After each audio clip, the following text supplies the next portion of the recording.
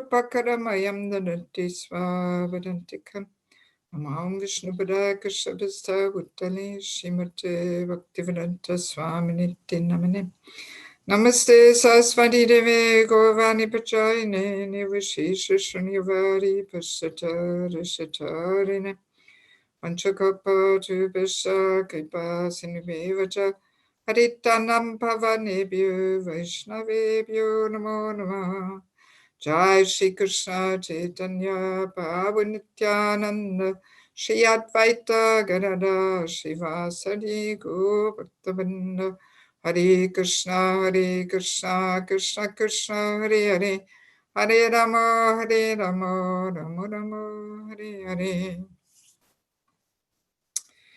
Yes, so welcome everybody. Today is our last session. And yesterday we spent, 2 full hours, even a little bit more, discussing all different aspects about meeting this final challenge of giving up one's body. And we were establishing how materialist, spiritualists have a completely different approach, different attitude towards death. For materialists, it's the most ghastly and horrifying moment, unwanted moment. But for a devotee, it is the glorious opportunity to finally go back home, back to Krishna. So, and we were reading all different quotes and looking at different examples from the Bhagavatam, from different personalities in ISKCON, how they left their bodies. And also we were discussing how the subtle body of mind, intelligence, false ego takes the soul to the next destination. And if we really want to get out of this material world, the subtle body has to completely be transformed and spiritualized. And we were also discussing the very illustrative story of Raghava, who became Ratnavali Devi Dasi. So even the aversions are just as entangling as the attachments, something which we often don't consider. And the last part, we mainly talked about the mind, how the mind has to be transformed by always thinking of Krishna, by absorbing the mind, by experiencing some powerful and wonderful and joyful experiences in Krishna consciousness.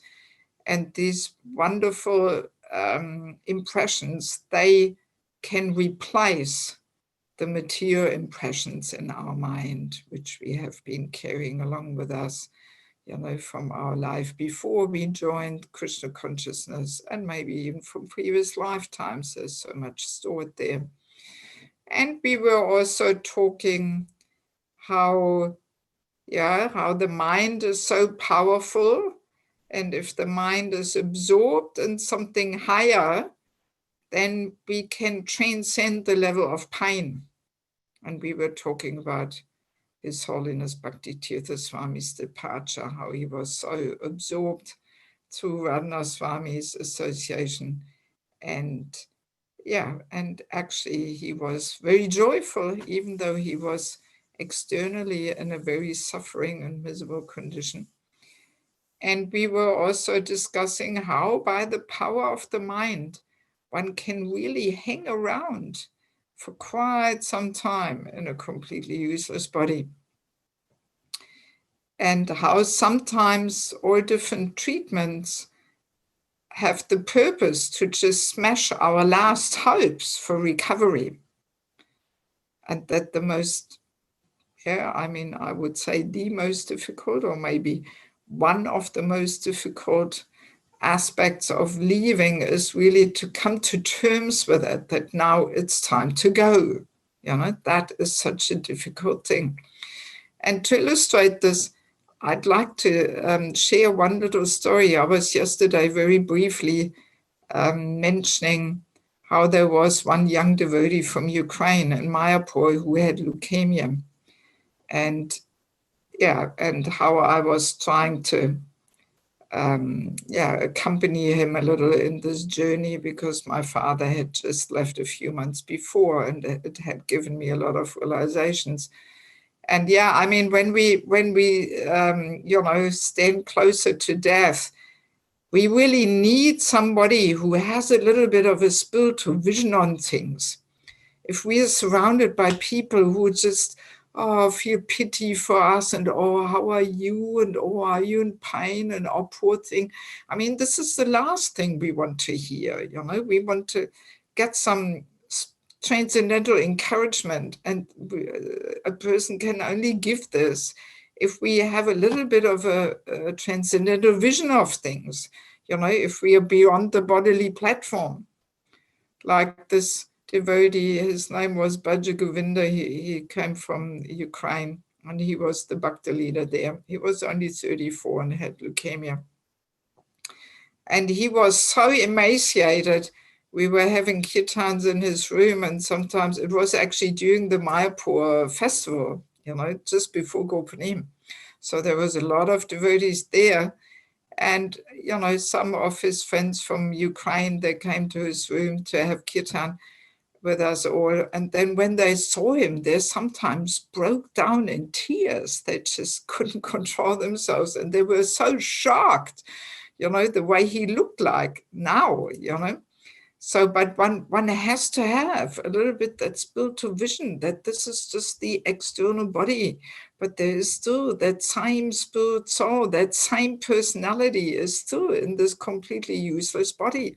Otherwise, if we don't have that vision, we can't even connect with a person at that time, then we are so shocked and put off by his external body, and we cannot really relate, and I mean, just imagine what it is like when people see you and they just collapse and break down in tears, It's not a very encouraging, encounter, if everybody just is so shocked when they see you, So it requires a little bit that one has a spiritual vision in order to actually give the encouragement that a person needs at that time.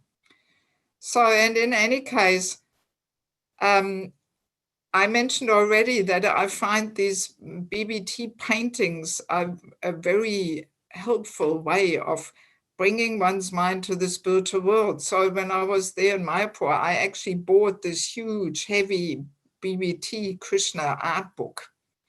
It is actually quite expensive even, but I thought, let me buy this and I will keep it in my flat there. And hopefully one day I have somebody who holds all these nice pictures in front of my eyes when it's my turn to leave. So, and this Bhaja Govinda, he was so attached to staying in his body. He was convinced that things are not so bad and he will get healthy, even though he was a skeleton and he hadn't eaten for a whole month. And I mean, it was, but he couldn't even see that, So I was trying to help him to bring his mind to the spiritual world. So every day for just half an hour, 45 minutes, I came there with my Krishna art book under my arm, with some other devotees together. So, and we had a look at the pictures and we were trying to bring his mind there, and he actually appreciated it. But then what happened? All of a sudden, one Russian doctor appeared on the scene and he said, "Prabhu, I can cure you. I can cure you. Just trust me. I will help you. You don't have to leave your body." So he gave him this hope. And maybe you can imagine I was, almost a little upset, and I know this person. So outside of Bhaja Govinda Prabhu's room, I said to him, "Prabhu, why are you doing this? Just let him go, let him go. Can't you see his body is useless? He's got leukemia in the last stage. So please just let him go." So we almost had not really an argument, but we had some little tension there, because I was a little upset that he came and gave him all these hopes. So, and then from then on, Bhajagovinda Prabhu did not want to look at the Krishna art book anymore. You know, when I came there, no, I'm waiting for my doctor and he will cure me. You know, he lost all his interest to have a look at these beautiful pictures. So I thought, all right, what to do? And it was interesting, you know, so this doctor, he made these treatments. He tied some tree bark and semi-precious stones on his hands and feet and all these kind of things. And it was supposed to cure him. So it was interesting to observe that for a few days, indeed, it seemed like Bhajagovinda Prabhu would get better. He started eating and drinking, and I thought, no, this can't be. You know, I mean, from a medical point of view, how is it possible? How can he recover? But for some few days, it looked like that, you know, and everybody was saying, Bhajagovinda Prabhu is getting better. He's going to survive this, key joy, you know. So just by the power of the mind, he actually improved, but only for some days, only for 2-3 days, you know. But then, yeah, it was clear that he would not be able to recover, you know. So, but then the amazing thing was that he really needed this experience, you know, to one more time put all his hopes in some treatment. Yes, this will cure me, the last hope, you know. So he really needed that experience. And then after, it became very clear that no, even this mysterious treatment wouldn't be able to save his body. So then he came to terms with it, you know, only then. And then he you know, he said, yes, now I understand. Krishna wants me to leave. You know, before he was still hanging on to this hope that now I can still make it. But, you know, Krishna had actually perfectly arranged that this doctor appeared on the scene. So afterwards, I realized no need for me to get upset. It was actually perfectly Krishna's arrangement. He needed that one more, you know, chance and hope. And then that was smashed. And then only he could accept the fact and said, okay, seems like Krishna wants me to leave. And then the next evening during Gaurati, he left, you know.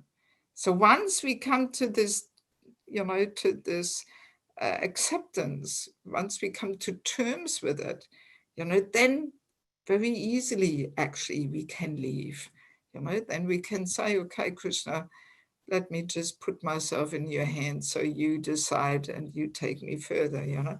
But as long as we are hanging on to life and we have these hopes to survive, mind is so powerful, you know, so powerful.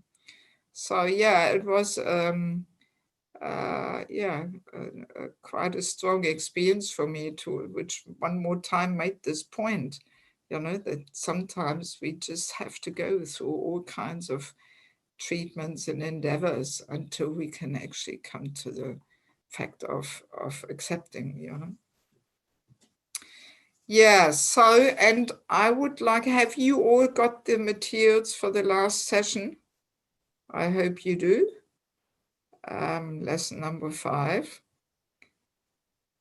So I would like to, actually in the materials, I'm not referring to how we spiritualize the intelligence, but I do want to just quickly mention a few words, you know, that what does it mean to spiritualize the material intelligence?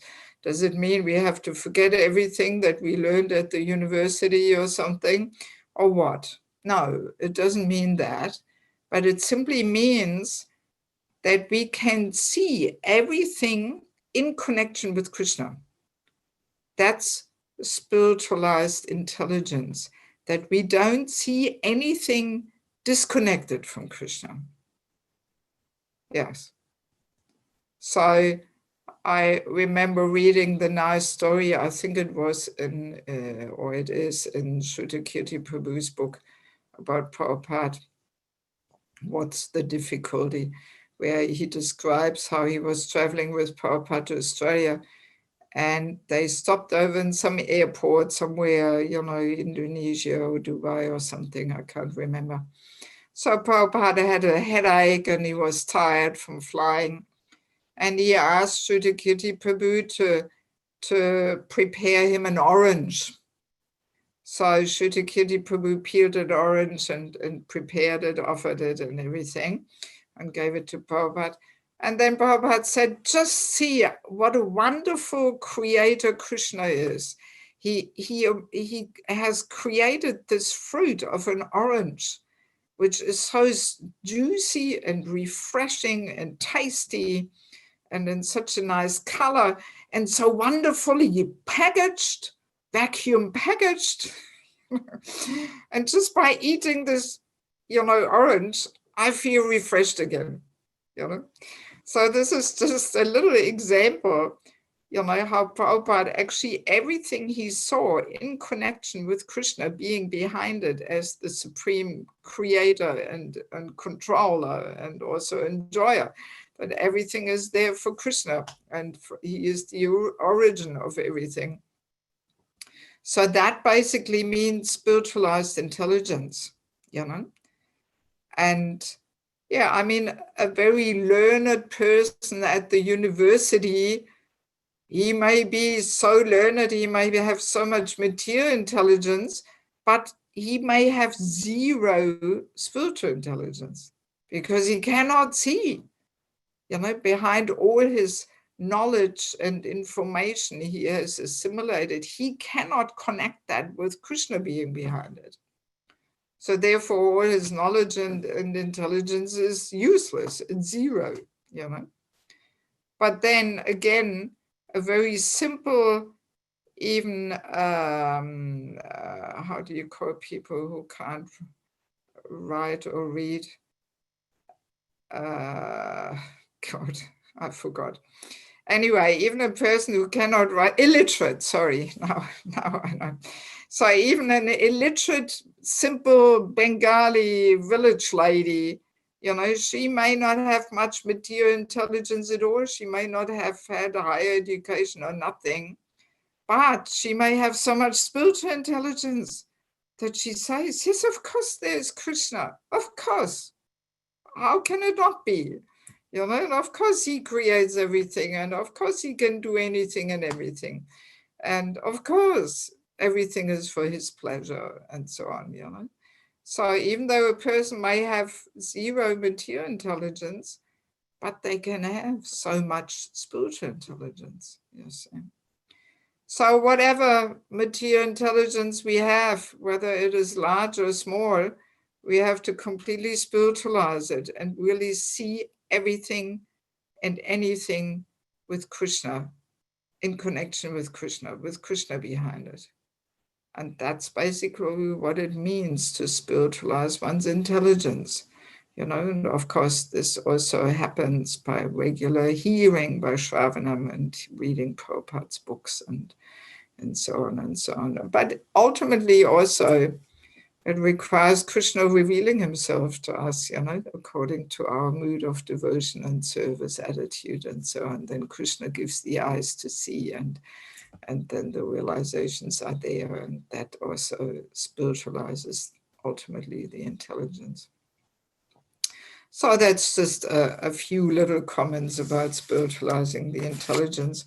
So now, last part of the subtle body is the false ego. As I mentioned already, 9th of January, I would like to offer this false ego seminar, which I also compiled into a book. So, because it is such an important topic, you know, this false ego. I mean, we can really do the opposite of what we should be really doing in Krishna consciousness, that instead of dissolving and subduing and transforming the false ego into the real ego, we can just boost it and feed it and increase it like anything, all in the name of Krishna consciousness. So it is massively going on, and it is, yeah, it is a dangerous trap. We may believe we are doing the right thing, but we are actually not. We are doing the opposite of what we should be doing. So basically, false ego is the most subtle part of the subtle body, and it is so subtle that we often, we miss it. We don't even realize how it affects us almost every day. And basically, false ego means that we think ourselves to be something which we are not. You know, we are identifying with all kinds of temporary designations and roles we are playing, but they're simply roles. They're like caps or hats we are wearing, but we are not the cap or the hat. We are simply wearing it, you know.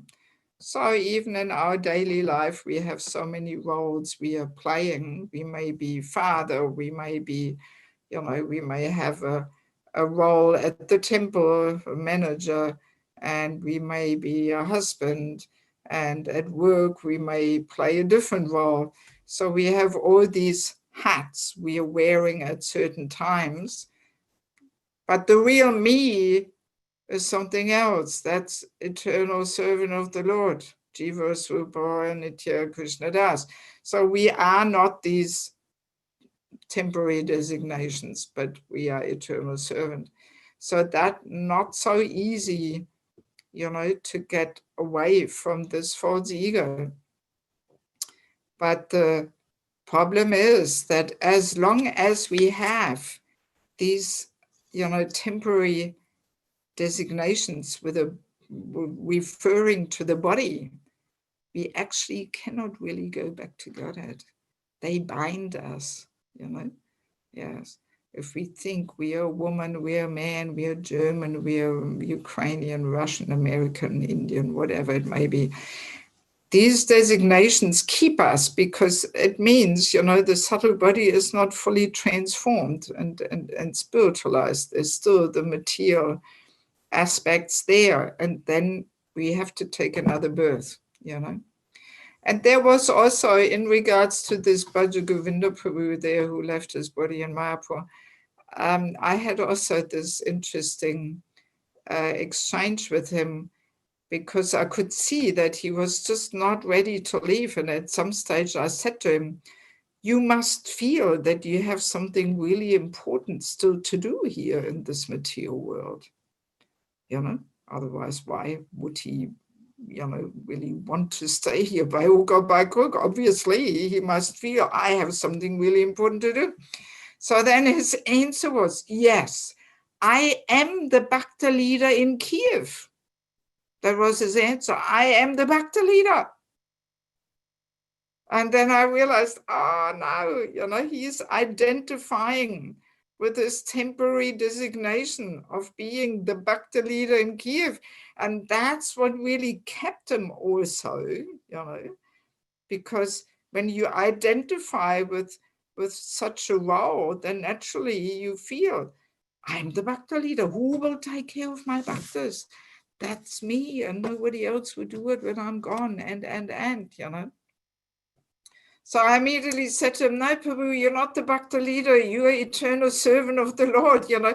And probably Krishna has already arranged some destination, some other service for you, you know. You're not the bhakta leader. You know, leave it up to Krishna, what he has arranged, you know.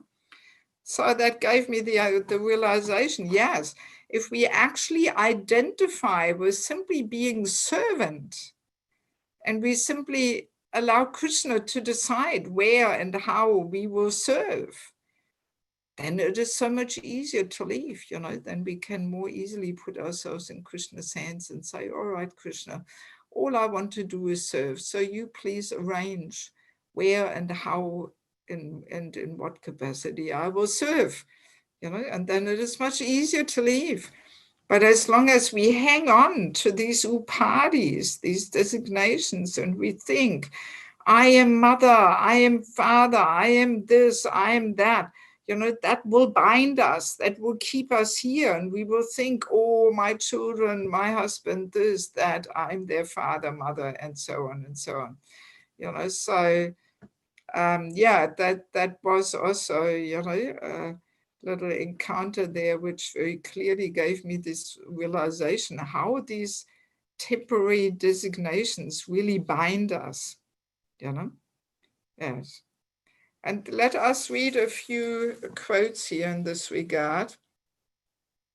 First of all, so we are at the lesson 5 now. I hope you all have this in front of you, even those who came a little later. 11th canto, 28th chapter, verse 15. It says, lamentation, elation, fear, anger, greed, confusion, and hankering, as well as birth and death, are experiences of the false ego and not of the pure soul. You know, so we briefly mentioned this already yesterday, that actually death is not experienced on the level of the soul. It simply comes through this false identification of thinking that we are the body. That's the problem. And then we experience this death, you know. But if we actually identify with being soul and eternal servant, then this whole thing of death is just, yeah, moving on to another service situation. And all right, there may be some little challenges and discomforts and whatnot, but it is not such a horrifying thing, you know. We just move on. And as we mentioned yesterday, we can actually look forward to move on, you know. Yes. So, and then, yes. All right. So let that be like this. So now another interesting verse is 11, 26, and 33, verse 33. I find this also very intriguing. And I will come back to, you know, this point of how we dissolve the false ego. You know, we will come back again to that at the very end. But actually, yeah, as I'm saying in a nutshell, it simply means that we, you know, become detached from these upadis and these designations, and we deeply realize that we are eternal servant and nothing else. And then that is our real ego. That's not the false ego, but that is then the real ego of our eternal identity of being pure spirit soul and eternal servant. And in what capacity? Let's leave that up to Krishna. You know, he has some plan. But now here, 11:26 to 33 is also a very nice statement. It says here that just as food is the life of all creatures, just as I am the ultimate shelter for the distressed, and just as religion is the wealth of those who are passing away from this world, so my devotees are the only refuge of persons fearful of falling into a miserable condition of life. So I especially like this point, that religion is the wealth of those who are passing away from the world, this world. I find this very wonderful. I mean, even my mother, who is more inclined to Christian, you know, practice, she also really likes this, you know. Even people from Christianity, they can relate to this. Because religion, of course, comes from religere, from Latin, which means our connection, our relationship with Krishna. This is the wealth at that moment when we leave this world. That's our only eternal wealth, because it is actually eternal reality. So this is a very sobering, you know, thought, that actually really death has that power. It strips everything away from us, all our externals and illusory and temporary aspects and concepts of life. It's all taken away from us. So whatever seems now is so important to us, you know, our family members and our job and our income and our house and car and this and that, at the moment of death, it absolutely has no significance whatsoever. All these things become completely unimportant. So that is quite a sobering realization, you know, that all these things where we spend so much time and energy now, at the moment of death, it's all finished, it's all gone, it has no significance. The only thing which will have significance is our relationship with Krishna, nothing else, absolutely nothing else. And a little bit, I had this glimpse into this understanding at my first, cancer story there 13 years ago, that I realized, my God, at that moment when you stand a little closer to the edge, all these things which you're now worried about, and as a preacher, how much you travel and how many people know you and this and that, it's all insignificant. No shelter in that anymore. Has absolutely no value, no importance. The only thing that is of eternal reality is my relationship with Krishna, And death really gives this glimpse into this eternal reality. This is quite a wonderful thing. Even when we accompany somebody in that last phase, leading up to leaving one's body, if we have a little bit of a transcendental vision of this situation, it can be a very sweet time where we can really connect from soul to soul with a person, and all other things become so unimportant. It's really, I also experienced this with my father. He left his body, when was that, 12 years ago. All of a sudden, out of the blue, he was diagnosed with a final stage of cancer, liver cancer. His whole liver was full of tumors, and somehow he didn't even notice for some reason. But he actually was very glad he didn't notice, because he told me he would have never wanted to do all this chemo and this and that. So it just fit him perfectly. So I spent the last week with him. I was just traveling in Ukraine, and he sent me an email, and I immediately jumped on the plane and flew to Germany. And we had 1 week, and then he left his body. And that week was very sweet. We spent a lot of time together, and I explained to him about the Vishnu Dutas and the Yama Dutas. I mean, my father didn't really practice Krishna consciousness, but he had such a strong attraction to India for the last 20 years. Every year he went for 6 weeks and traveled around India with a walking stick and a backpack, and he went all around South India and so on, and he really felt at home there. And I believe he must have been there in his previous life, and most likely he's there also now, because just 2 hours before he left, he was talking about South India, Kerala, how wonderful it is there, and so on. It was almost as if he informed us where he would go. He was completely clear and focused. And I mean, he had an amazing departure, really. He left on this Ekadashi in September, which is also Vamana Dev's appearance. On that day, in the mornings, he left. It was really amazing. And witnessing that also really took a lot of my fear away from death, that I saw, actually, it's not such a big deal, really, it's not. But yeah, so why did I talk about my father now? I can't remember what I wanted to say. But now I remember, because I wanted to describe how one can actually really connect from soul to soul, and it can be a very sweet time.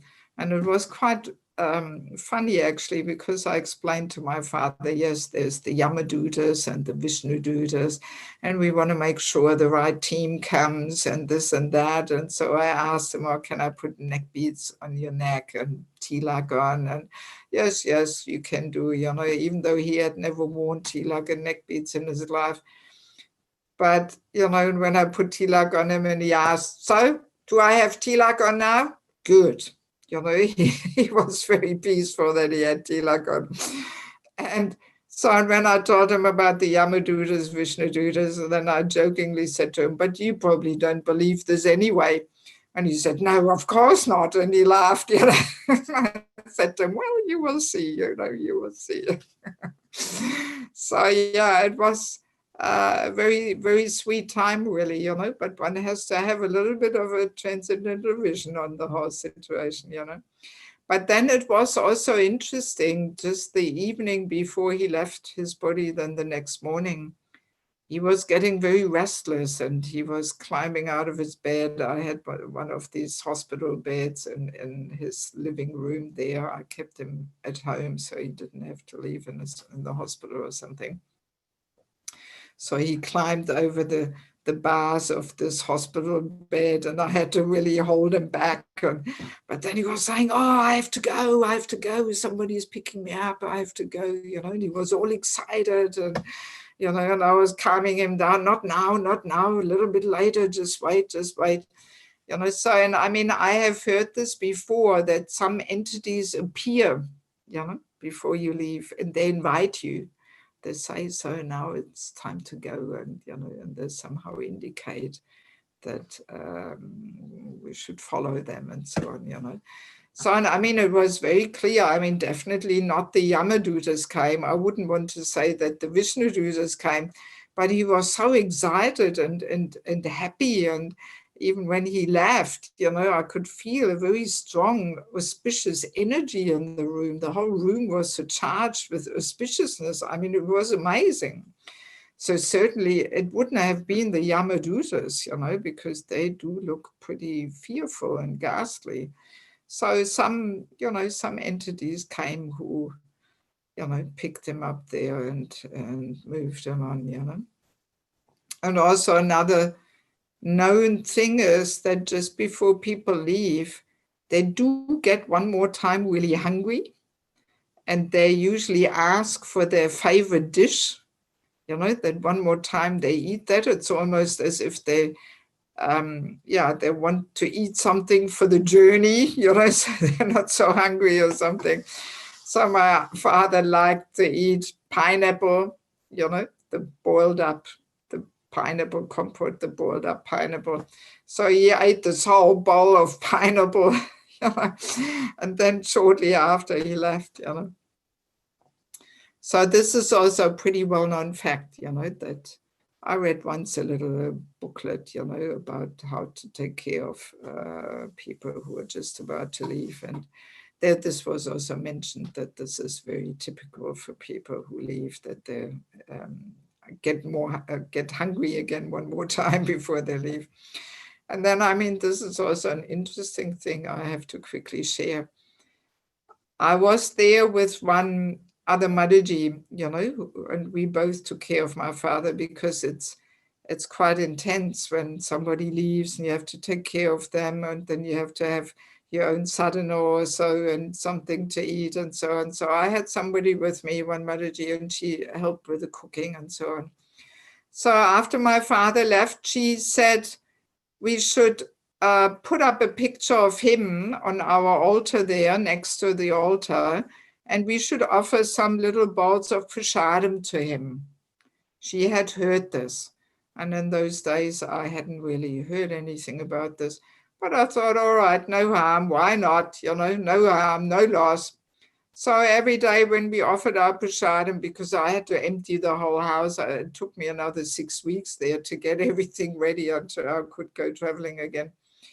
So, and every time after we were offering our food, we transferred it into a little plate and we put it in front of his picture and we offered him some prasadam there. So, and then one morning, about 10 days after he left, or 1 week after he left, early in the morning, I was kind of semi-awake, half asleep. And my father appeared to me, and it was so real, I knew it's not a dream, He appeared to me, and very carefully, he kind of pushed me a little bit, he woke me up, and very carefully and gently, and he said to me, you know what, I am so hungry. And And I thought, okay, and I woke up and I knew this was real. It was not a dream, you know. So I told this Mataji about this, you know, who was with me. And she said, oh, guess what? Yesterday I forgot to put the prasadam in front of the picture, you know. So, and then, you know, I started thinking, how does this fit all together? And the way I understand is, well, when we leave, the soul is still hanging around for some time. And it is natural because you leave your body and you're curious, you want to know, so what's happening here with my body, with my things, my house, this, that. So that the soul is still hovering around on the subtle body, you know, and hunger and thirst, this is experienced on the platform of the mind. So even though we don't have a gross body to fulfill the desires, but the desires are there because the soul is, you know, still accompanied and carried by the subtle body.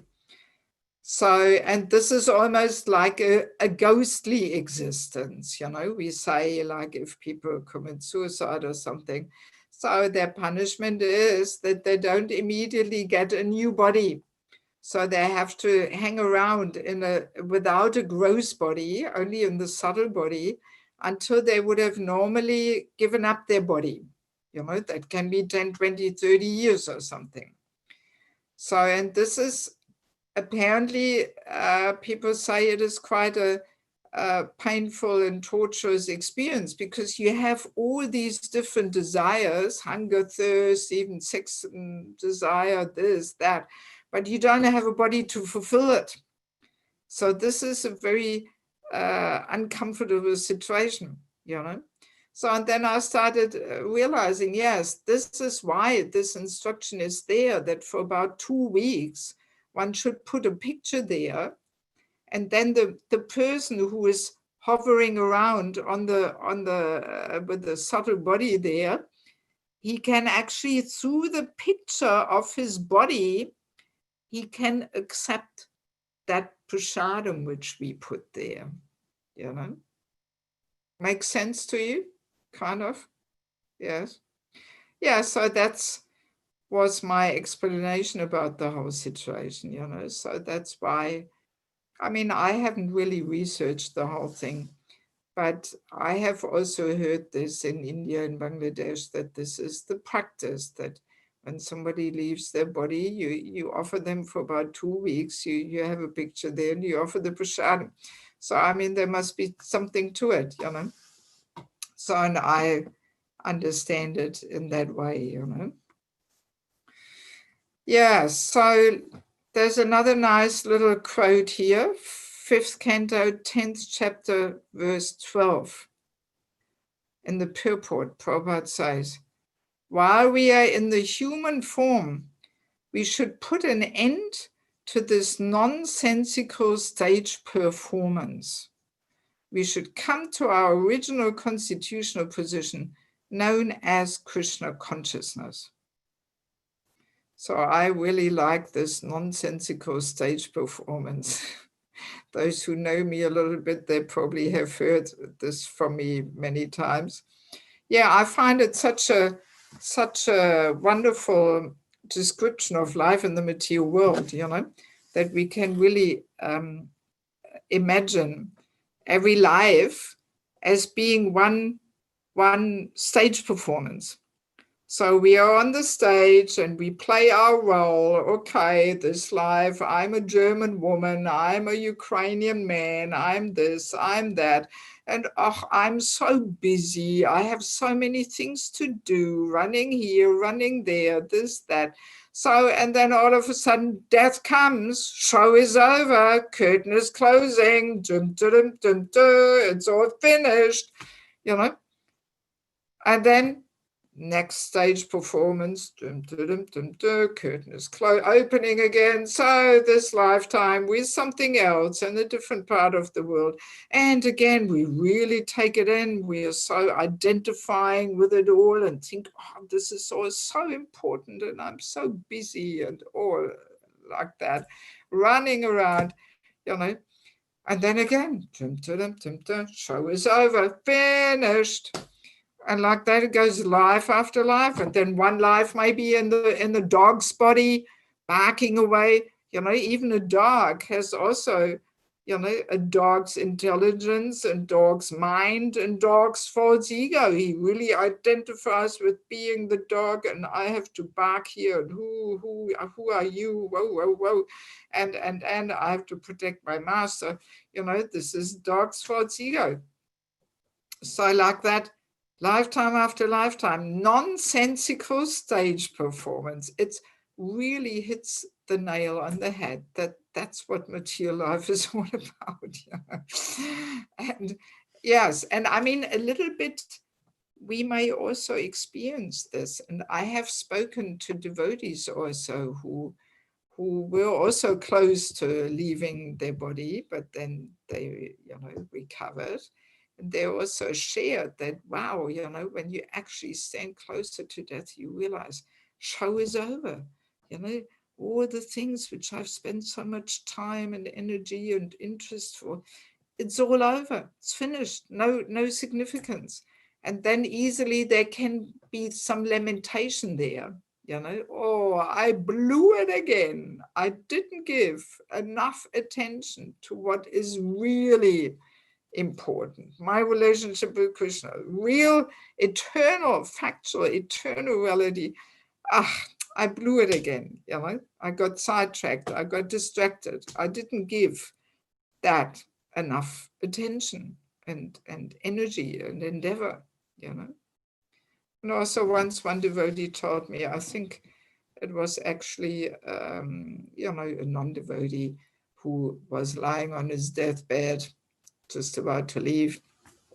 And he was surrounded by lamenting family members and friends. And he couldn't talk anymore, but he still wanted to give a message. You know, he wanted to communicate something important to them. So he simply wrote on a piece of paper, it's all an illusion. It's all an illusion. You know, so that he realized in this last moment, oh my God, it's all an illusion. It's all over. It's finished. It's gone. You know? Yeah, so this is quite sobering, you know? Yes. So that's why this, you know, statement that our wealth is really our connection with Krishna when we are about to leave. That's our eternal wealth, you know, that nobody can take. Nobody, even death or chemo or cancer, nobody can take that eternal wealth of our connection with Krishna. You know? Yeah. One more little quote here, 5:11:15, and the purport. Prabhupada says, when one's mind is absorbed in the material conception, he thinks that he belongs to a particular nation, family, country, or creed. These are all called upadhis, designations, and one has to become freed from them. Savopadi vinyamuktam. As long as one is not freed, he has to continue conditioned life in material existence. The human form of life is meant for cleansing away these misconceptions. If this is not done, one has to repeat the cycle of birth and death and thus suffer all material conditions. So, I mean, Prabhupada says it very clearly, you know, we can't be in this illusion there that, well, somehow we will make it. No, it requires deep internal work, you know, that we have to transform the subtle body. So it's not such an easy thing, you know. Krishna consciousness is not an external thing of just, you know, mechanically going through the routine or something, you know, but internally we leave it all as it is. No. If we really want to qualify ourselves, there has to be a deep internal transformation has to take place. And another little quote here about the Upadhis, Bhagavad Gita lecture in November 1972. These are Upadhis. Suppose you are in a black coat. So does it mean you are black coat? If you say, if I ask you, who are you? If you say, I am black coat, is that the proper answer? No. Similarly, we are in a dress, American dress or Indian dress. So if somebody asks you, who are you? I'm Indian. That is wrong identification. If you say, Aham Brahmasmi, that is your real identification. That realization is required. Yeah, so basically all these temporary designations in the parties, they have to be dissolved, you know, and our only identification has to be servant of the servant, Jiva Svabhava Krishna Nityadas. And then it will be so much easier, as we said, to put ourselves in Krishna's hands and let him decide where we will serve and in what capacity, you know. But as long as we identify with them, then we may have to, you know, come back again. Also, even when Bhakti Tirtha Swami left his body, Radna Swami in his long 5-hour lecture there, I mean, if you can find it out on the internet, I really recommend you to listen to it. It's quite amazing, you know. So there also, His Holiness Radna Swami is describing how Bhakti Tirtha Swami said, you know, don't call me Guru Maharaj anymore and don't call me this and that.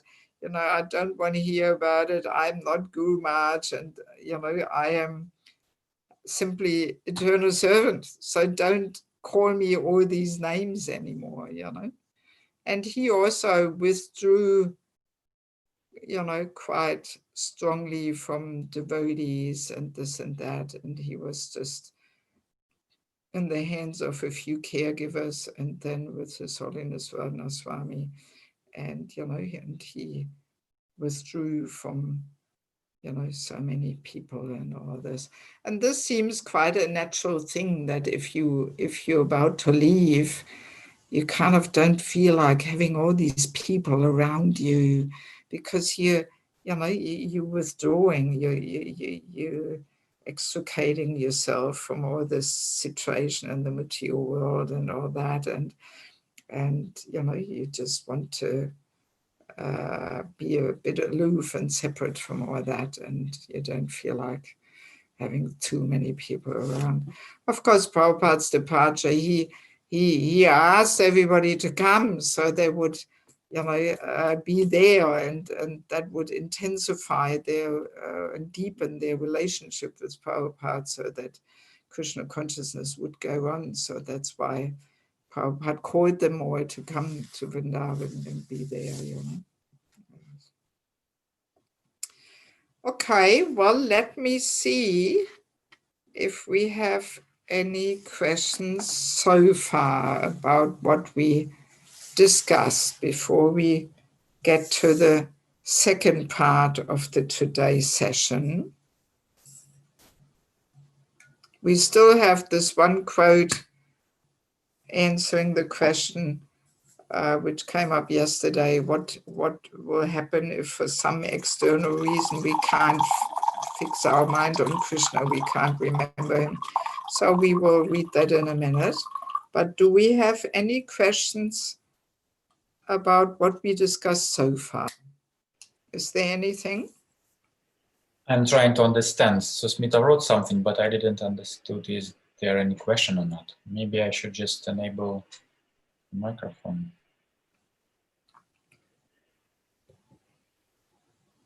I can read what she sent, but yeah, just read it. It's often a little, saves a little time rather than talking, you know. If one engages and focuses on the below three, would his material in the next sentences, there will be 3 points. So if one engages and focuses on the below 3 points, would his material, false ego, intelligent mind, desires, attachment, aversion, etc. will be stripped off and finally get shelter in the lotus feet of Radha Krishna. So, first point, per Gita, to remember and think of Krishna at the time of death. Second, per Gita, one who knows my transcendental appearance and my activities do not take birth again, they come to my adopt. 3, devotional services. So what's the point? I also cannot find any question. If one engages and focuses on these 3 points, will it help to... Well, you know, the whole process of Krishna consciousness we have to focus on. It's a whole package deal. We can't just pick out 1, 2, 3 points and, you know, it all belongs together. You know, we have to practice under the guidance of a more experienced devotee. And we have to keep a very balanced spiritual practice with all the different ingredients in there. You know, we can't just sit alone in our flat and think, okay, I'm just going to concentrate now and always remember Krishna or something, you know. So we have to practice in the association of devotees. And as I mentioned, the whole process of Krishna consciousness is targeting the subtle body. You know, it is transforming the subtle body so that there is no shortcut or something, you know. We simply have to practice sincerely, you know. Any other question? No. All right, then let us continue. So obviously, it is all a question of relationship, right? I mean, the whole process of bhakti means relationship. You know, developing love requires a relationship. So, and as we said, the point of death is the exam, the final exam. Which relationship is the most important to us? You know, so it's all a question of relationship. And very clear, when a relationship with Krishna is established, then we will actually want to go. We will want to leave. We will want to join Krishna. You know, as our relationship with Krishna is more tangibly established and becomes reality in our life, we will look forward to leaving, actually. You know, and we certainly will lose our fear of death. So this is another interesting point, that our fear of death actually directly reflects the fact that our relationship with Krishna is not so deeply established yet. It is very fragile, you know, yes. And it is not surprising because we have spent so many lifetimes ignoring Krishna, you know, so we cannot expect that just by joining ISKCON and being initiated that, all of a sudden there's a relationship with the Lord there. No. It requires actually a whole internal work of really turning towards him, appealing to him, you know. So it's not automatically, you know, no relationship actually develops automatically just by time passing. We can find this also in our practical life, you know, relationship between husband and wife or in the ashram or whatever. Relationships don't happen and deepen automatically simply by time passing. One actually has to make a concentrated effort, right? Otherwise, relationships will not deepen. So same thing is also there with Krishna. We actually have to make an effort.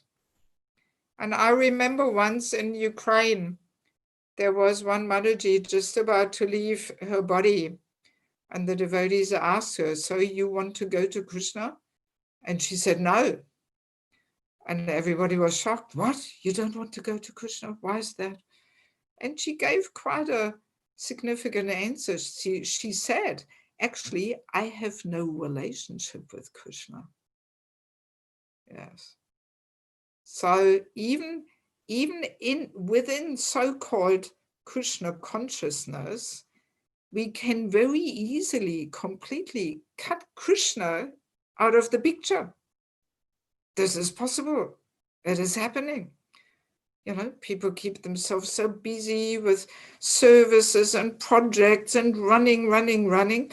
But hey, what are we doing for my relationship with Krishna? Am I doing anything for that?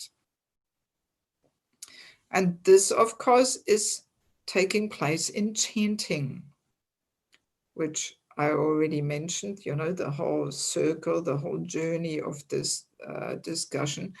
We want to close and finish with chanting the holy name. And if you are up to it, we can even do a chanting exercise.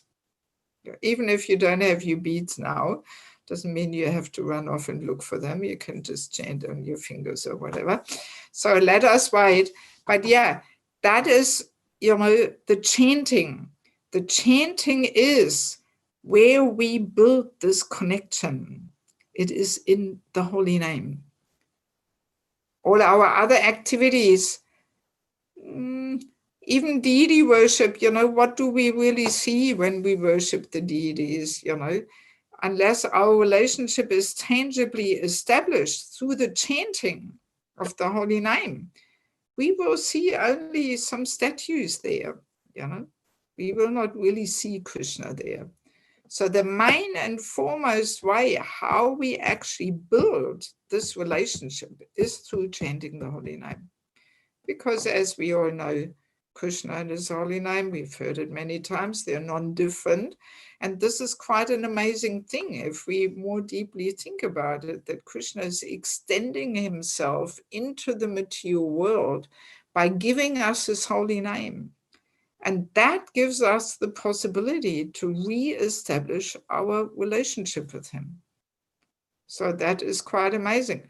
But as we will discover very soon, there is a secret to the chanting. If we just mechanically blabber, you know, our rounds down, you know, this is not doing anything. This will not establish our relationship with Krishna. We will realize this in a minute if you stay on for this japa exercise. This, as you may know, I also like to conduct holy name retreats. And in holy name retreats, we do a similar exercise. And this is usually a big eye-opener for people. And sometimes people, you know, realize, oh my God, for the last 35 years, I've been doing something else. I have not been chanting the holy name. I've been completely wasting my time in doing something else. You know, it's quite powerful. So we'll get there in a minute. But yeah, that's the point. It's all about relationship, you know, and if the relationship with Krishna is tangibly established, then we will want to leave and we will lose our fear of death. So as I said already, just the fact how fearful we are of death directly shows that this relationship is almost not established, actually. It is very fragile and very minute, and so many things immediately distract us from this relationship and so on. And as we said, it's not surprising because we have ignored Krishna for so many lifetimes, so many. So it requires a whole internal paradigm shift to put an end to this state of ignoring Krishna. Not so easy.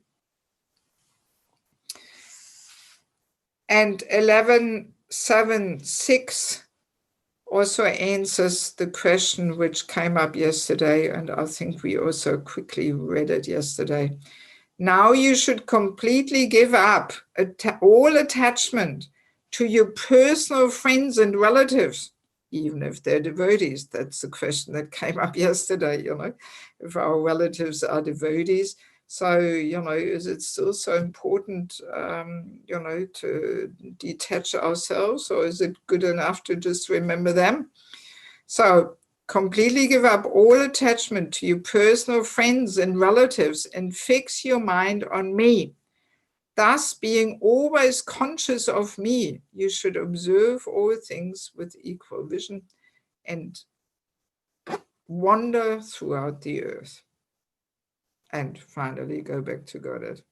Yeah, so the ultimate, in the last phase, it is required that we give up all attachment to friends and family and relatives and all other relationships have to be not as important as Krishna.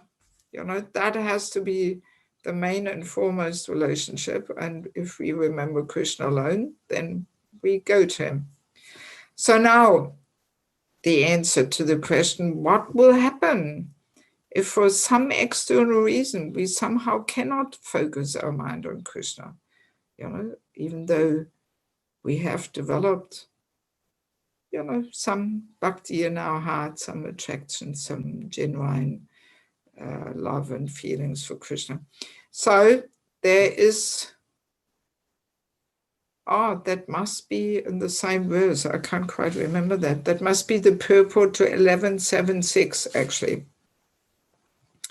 Srila Vishwanath Chakravarti Thakur comments, those great souls who have surrendered unto me are always equipped with transcendental knowledge and detachment from the material world. Sometimes, being busy in their devotional service, they may appear to forget me.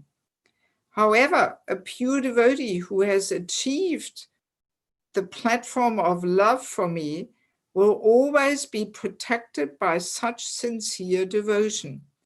Even if such a devotee should suddenly give up his life while neglecting to fix his mind intensely on me, such a devotee's loving feelings are so powerful that they afford him all protection. Even if there's a temporary moment of forgetfulness, such devotion will bring the devotee to my lotus feet, which are beyond the vision of ordinary materialistic persons. Uddhava is my pure devotee. Knowledge of me and detachment from this world have again been aroused in him because he can never give up my association.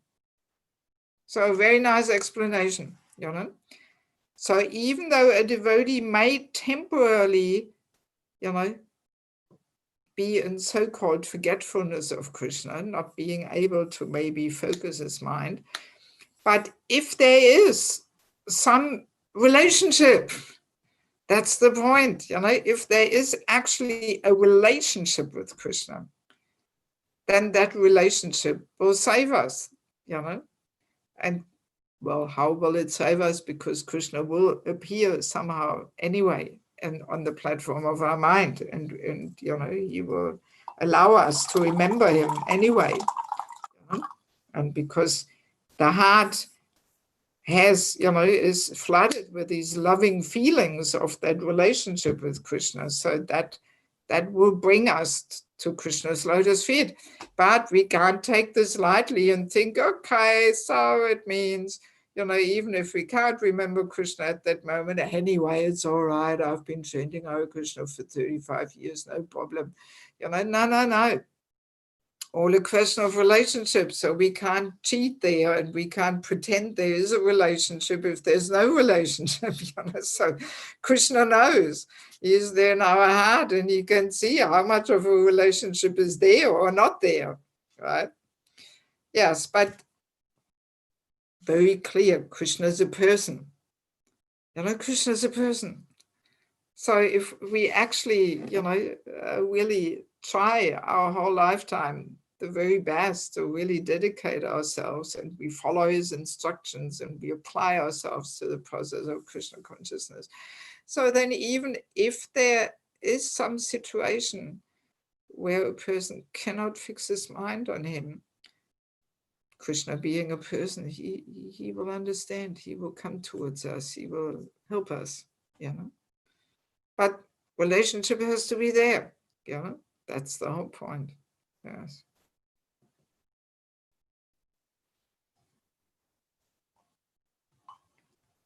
So now the question is, so how do we develop the relationship? How do we develop? So first, of course, we have to hear about Krishna, the Shravanam. This stimulates our desire and longing to go back to Godhead and to develop a relationship with Krishna. If we are in ignorance and we don't even know about Krishna and his qualities and his, his abode and so on, then how can we really have the desire to actually develop our relationship? So the hearing is always the first part. We need sambandha gyan. We need the knowledge of who am I, who is Krishna, what is this whole, nonsensical stage performance all about, crazy circus here in the material world. So, and then it is the chanting, as I mentioned already, the chanting of the holy name. That's what gives us this first connection with Krishna. But there is a secret to the chanting also. So if we just mindlessly blabber and repeat the holy name and rattle it down, that's not going to do anything for our relationship. So the first secret of chanting is that when we chant the holy name, we mindfully, deep within our heart, we turn towards Krishna and we call out to him, we appeal to him. Krishna, I know you are there, please accept me. We chant the holy name with a longing for the relationship. Yes. That's how we are meant to chant. Longing for the relationship. Only that kind of chanting actually develops the relationship. It's very logical, very simple, actually. If we spend 2 hours every day chanting the holy name in japa, and by the way, also in kirtan. So if we chant the holy name, turning to Krishna, calling out to him, Krishna, I know you're there, please accept me, then if we do this every day for 2 hours, surely something will happen in our relationship with Krishna. It will become tangible reality, right? I mean, it's pretty simple and logical, actually. Something will take place there in this relationship. But if we just don't do that and we chant going for walks and doing this and that and going on the market and driving the car, this kind of chanting doesn't do anything for our relationship with Krishna. Nothing at all. So that has to be very clear. And actually, in Harinam Chintamani, it is said that if we chant the holy name without this sambandha gyan being deeply established in our heart, which means that we turn to Krishna and call out to him, then the chanting is simply a reflection. It's a semblance. It's a shadow. It's not the real thing. Yes. And His Holiness Satchinanda Swami Maharaj, he also, he is like the father of the Holy Name retreats in ISKCON almost, I dare say. He likes to call this kind of chanting where we don't turn mindfully to Krishna and call out to him and appeal to him. He likes to call this empty medicine capsule. From outside, it looks like the real thing. It looks like medicine. But when we open it, it's empty. No medicine inside and therefore no effect. So, and this is really what takes place if we chant without turning towards Krishna and appealing to him. This is useless. Yeah. that it's useless on that level of establishing our relationship with Krishna. It will not do anything. Very clear. So if we take empty capsules all our life, then we may also come to this point when we are facing death and we realize, gee, I have no relationship with Krishna.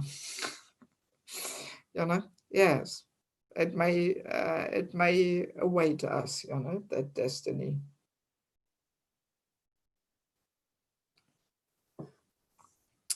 Yeah, so this is the crunch in the chanting, that we have to chant and really turn towards Krishna, not ignoring Krishna, because when we chant the holy name, we are actually appealing to Krishna to be present. But then if we are inattentive and we turn our back to him and we ignore him and we have so many other things there around us and on our minds, we are actually not associating with Krishna, Yes.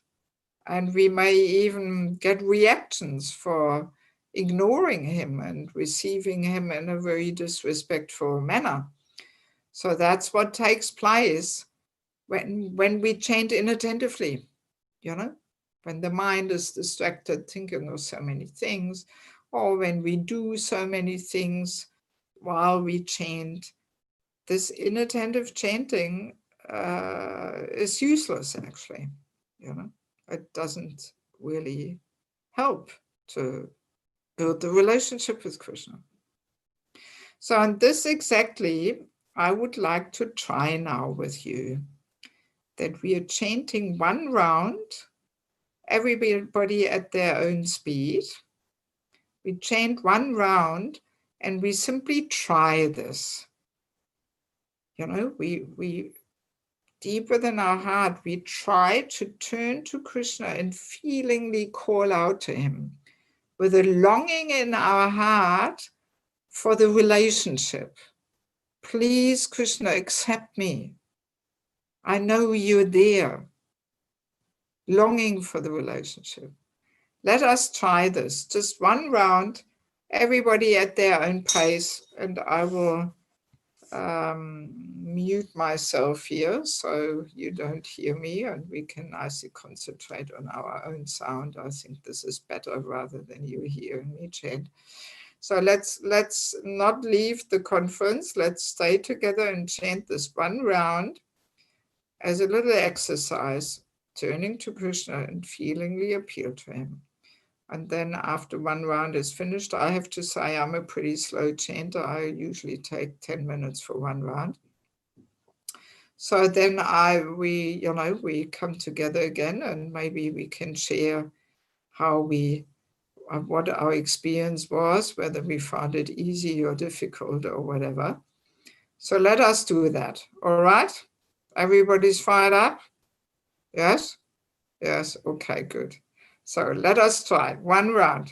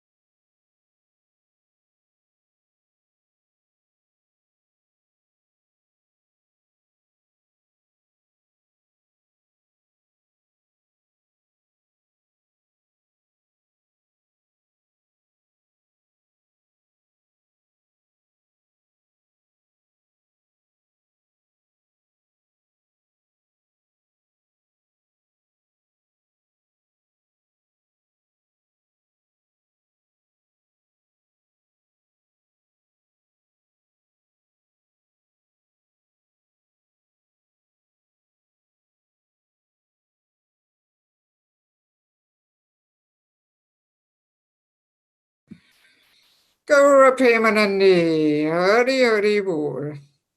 So now, let me ask you, how was it? You can just write in your chat, was it easy or not easy? Quickly write in your chat, how many easies do we get and how many not so easies do we get?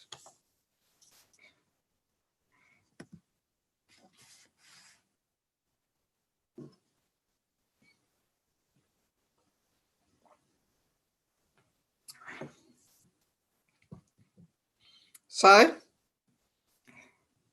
easy, not easy? Not so easy out of practice. Easy, not so easy. Not so easy, need to put effort.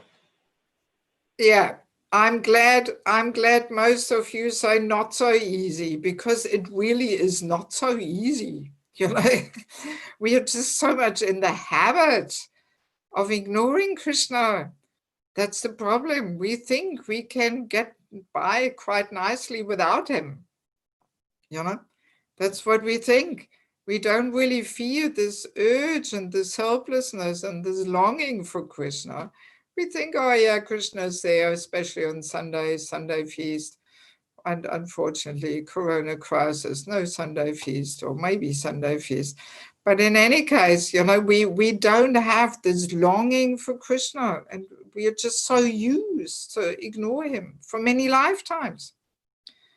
You know, so not so easy to really flick the switch there and turn towards him. It requires a whole deep transformation and change of attitude and outlook on life and all that. So it's not so easy. Yeah, so this yes, you know, I'm just reading here. Please don't send me any comments. It's just too distracting. I can't read and speak at the same time. So, but this exercise is a big wake-up call for many, you know, because only that actually can be called chanting the holy name. Because chanting the holy name means associating with Krishna. And we only associate with Krishna if we are at least mindful that he's there. You know, in any relationship, this is the first step. We have to be mindful of the other person's presence in our life.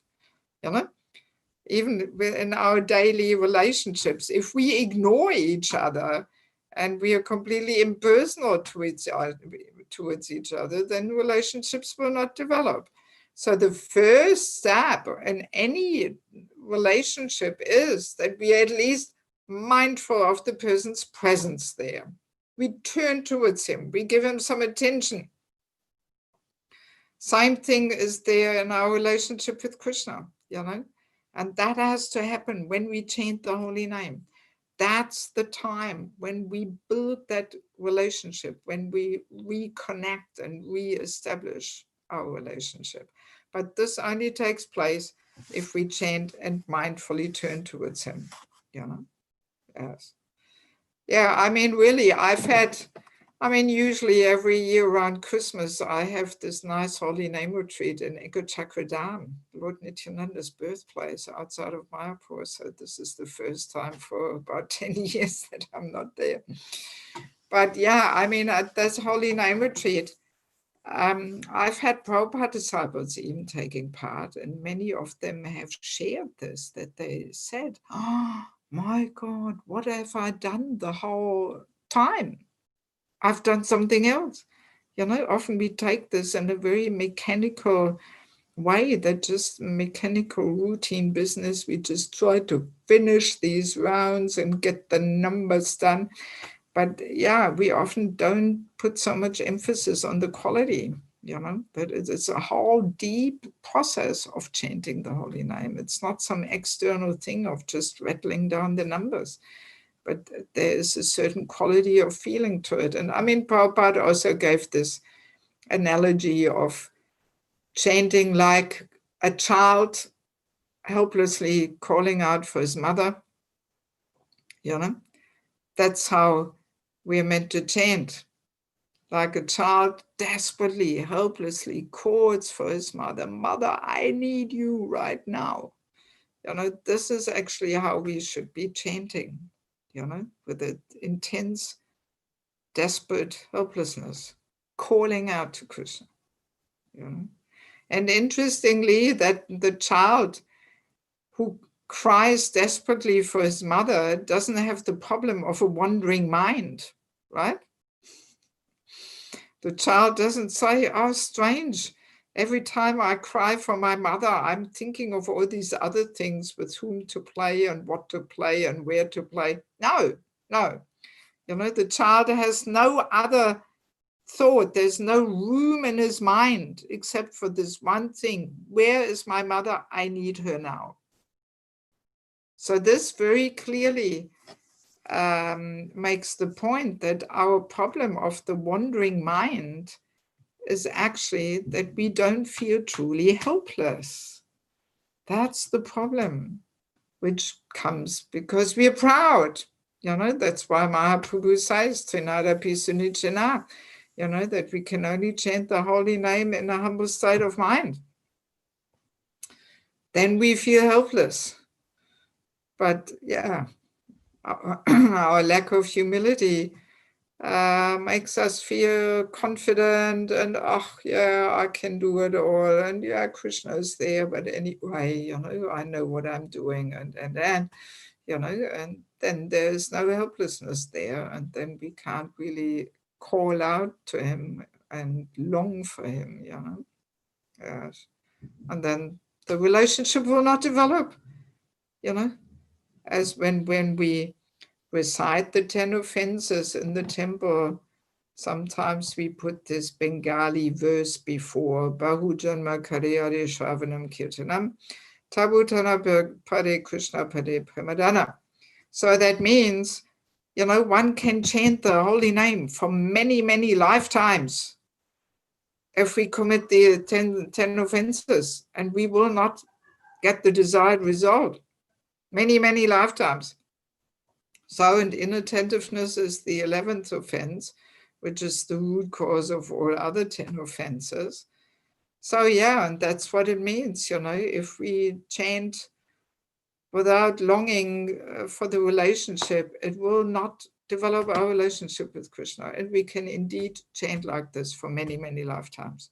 So it's good to clearly understand this, you know, it's a quite sobering thing. And yeah, I mean, that's the thing. Once our relationship manifests a little bit more tangibly, that actually is the refuge for a devotee, you know, even if we face the biggest calamities in our life, it's actually a very practical thing we can keep in the back of our mind. You know, in the midst of challenges and calamities, we can say to ourselves, actually, all this has nothing to do with my relationship with Krishna. Nothing can take that away. It's a whole different reality. It's just part of the crazy circus here. This whole corona crisis and this and that. It's just part of the crazy circus. Yes. You know? Yeah.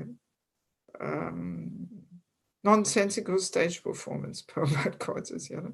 So it's got nothing to do with my relationship with Krishna. Nothing can, you know, disturb and destroy that actually. You know, it's a whole different reality. So, and with that vision, you know, we can actually take refuge there. And this is basically what Prahlad Maharaj did and Haridas Thakur. They were firmly established in their relationship with Krishna, and they were just taking refuge in that, you know, and everything else is just crazy circus, you know. Yes. So, and I mean, to some extent, we can really practically apply this as our relationship with Krishna more tangibly manifests and becomes reality, you know. Then we can become truly tolerant, you know, because we just take shelter in there and say, oh, thank God, this is a crazy circus. And my relationship with Krishna is something different, you know. But of course, it's only possible if this relationship is a little bit established. If it is not established at all, then we will not be able to take shelter there. Yeah, so now this was the first secret in chanting, longing for the relationship. So now we have 15 minutes left for the second secret, which actually helps to dissolve the false ego and get rid of all these upadhis. So second secret of chanting is that we chant the holy name, not only longing for the relationship, but longing to serve. So the relationship is simply more defined, that it is not just any relationship, but the relationship of serving, longing to serve. So we have to fill our heart, when we chant, we have to fill our heart with longing for the relationship and longing to serve. So, and once again, very simple and practical, if we spend every day 2 hours chanting our japa, longing to serve, that we call out, Krishna, please allow me to serve you and your devotees. All I want to do is serve, serve, serve. Please let me serve. So very clear that sooner or later the day will come when we get the point. I am servant. Very, very simple and logical, right? Then we realize, yes, I am servant. If we really chant the holy name longing to serve, hopefully we will get the point. I'm a servant, nothing else, So that second secret, of success in chanting, the chanting longing to serve, that dissolves all the upadhis, or the material designations, or the tendencies of controlling, enjoying, and. So without this longing to serve, again, our chanting is useless. That's what Bhaktisiddhanta Saraswati Thakur says in Amrita Vani, in that book. He says there, chanting without longing to serve is useless on the absolute platform, because it will not free us from these upadhis. And then we have to take birth again, as we discussed, So, well, and we can reflect how much useless chanting we may have done in our life, not turning to Krishna, not longing to serve. Yes, yes. And I mean, very quickly and briefly to conclude, when we chant longing to serve, that establishes us in dasya, that we realize I'm servant. So now all other rasas, Sakya, Vatsalya, Madhurya, they all have dasya as a foundation. So Sakya, friendship, is dasya plus Sakya. Then Vatsalya, parental love, is dasya plus the mood of friendship, plus the parental affection. And then Madhurya, conjugal, is dasya plus Sakya plus Vatsalya plus Madhurya. So dasya is the foundation to all of them.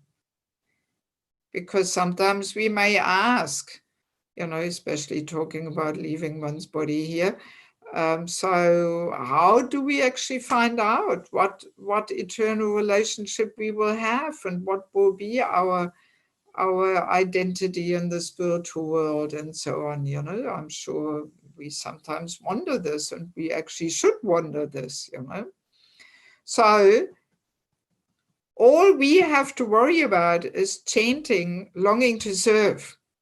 That will establish us in dasya, and then Krishna will reveal, he will reveal if there's anything more than dasya, he will reveal, but as long as we are not established in dasya, Krishna will not reveal, because then we have not purified all these tendencies of enjoying and controlling and so on.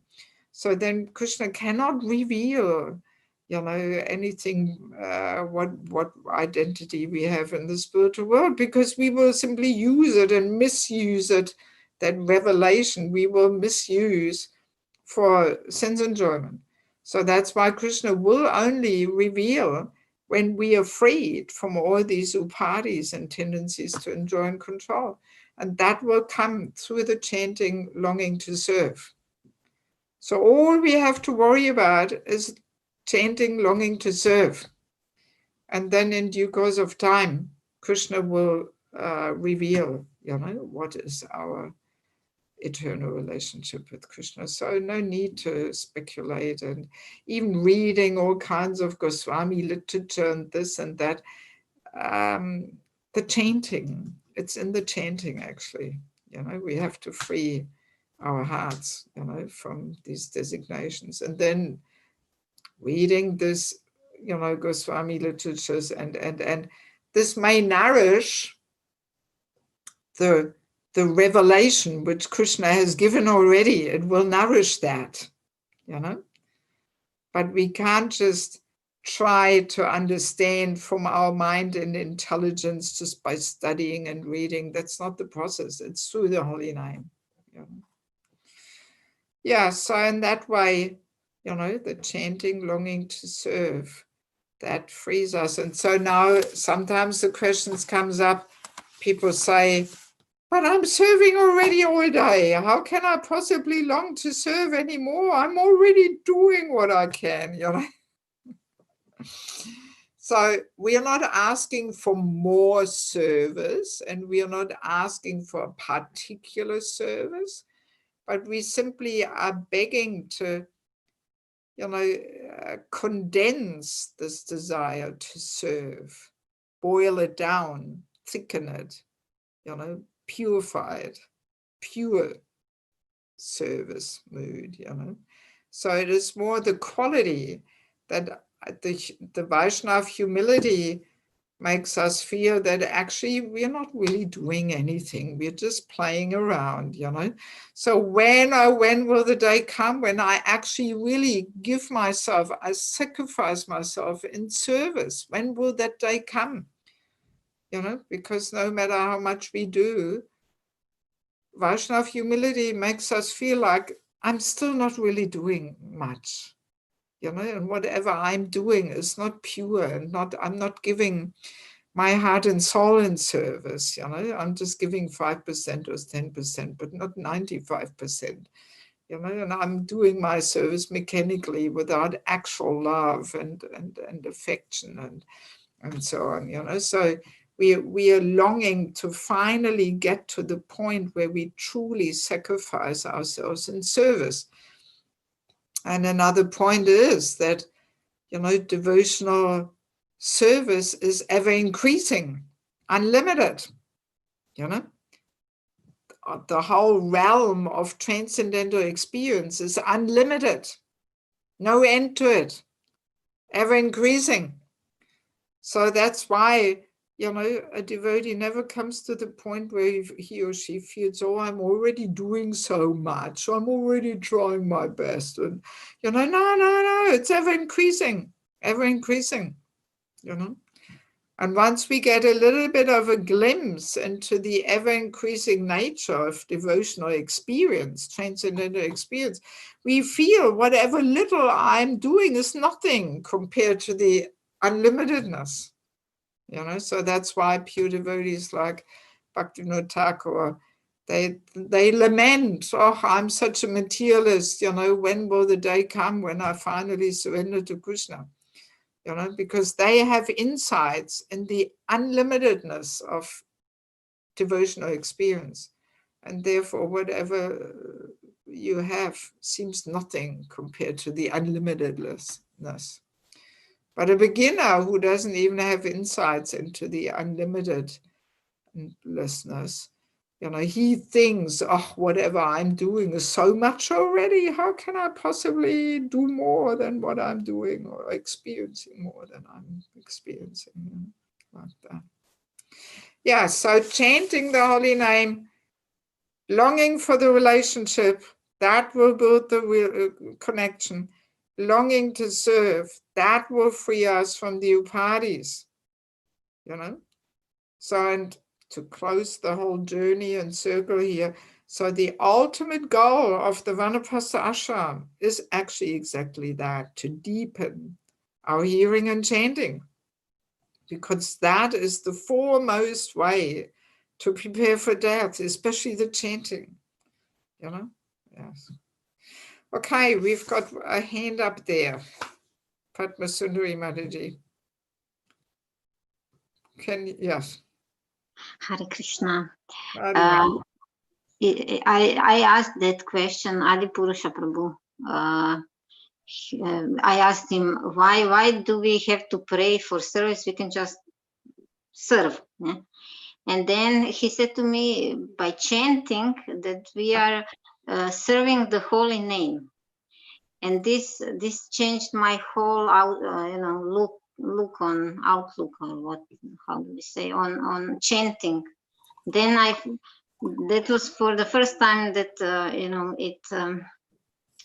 I took a holy name like personally, like he's a person. Yeah. It really changed my view. Okay. Yeah. Yeah. I mean, still, I would say we are not praying for service, but we are longing to serve. That's a difference, to me, at least. But for me, it was like pointless. Why do we chant, But then, okay, I finally realized that I am serving the holy name. Then I finally had some relationship with the holy name. Okay. Yeah, I mean, everybody also has, different things that really help and work for him. I mean, for me personally, it wouldn't really help me so much to just understand, yes, I'm serving the holy name. It's still a little void and empty and abstract, I'm serving the holy name. But I need the quality of feeling, that longing to serve, that longing for the relationship. That kind of makes it more personal for me, and not just understanding, yes, I'm serving the holy name. For me, it's still a little abstract, even though, of course, yeah, it is also the fact, because it's not different from Krishna, and also Krishna is pleased when we chant his holy name. But ultimately, why is he pleased? Because we are finally, hopefully, turning towards him, and we want to connect with him, Yes. But that is how this was my way, how I could relate. Yes. Yeah, no, that's good. Thank you for sharing. Yes. Yeah, I mean, often, we have a very hollow understanding of this chanting process, I mean, I also have to admit, probably for the first 20 years of my spiritual life, I took empty medicine capsules, I was just chanting while doing other things, just to maximize my time and get the rounds done on the bus or this or that, so because, yeah, for the first 20 years, I never really heard anything about this, In the early days also, we were not talking so much about the importance of getting to deeper levels of chanting, And yeah, probably for the first 20 years, I also my chanting was useless, But I mean, one thing I always say is that even if we take empty medicine capsules, the only real benefit we get from doing that is that we somehow still remain connected with the process of chanting, and we somehow still think or try to fulfill our guru's orders and our vows, that somehow or other, we do something there with our beads and our mouth, so, and then there's more chance to get into a situation where we hear something deeper than chanting. But if we have given up the chanting already, then there's less chance that we end up on some holy name retreat or something, Yeah. Okay. Irina Mataji, what do you have to say? Hare Krishna. I just wanted to ask you whether I understood it right, that this both longing for relationship and the longing for service should be during the japa time, during we are chanting. Yes, right? yes, of course. We fill our heart with these longings, you know? Like even when we offer a prayer is simply empty words if it is not offered with a certain quality of feeling, right? The words themselves are just a packaging for a certain feeling in a prayer. Mm-hmm. If the feeling is not there, then prayers are just empty words. So in the same way, Maha Mantra, we are meant to actually, utter the words with that quality of feeling. Mm-hmm. And we can say, unless, as I think I mentioned it already, if we chant the holy name without this turning to Krishna, we cannot actually call it chanting, actually. As Bhaktivinoda Thakur and Harinam Chintamani says, it's just a reflection, a semblance, a shadow. It's not the real thing.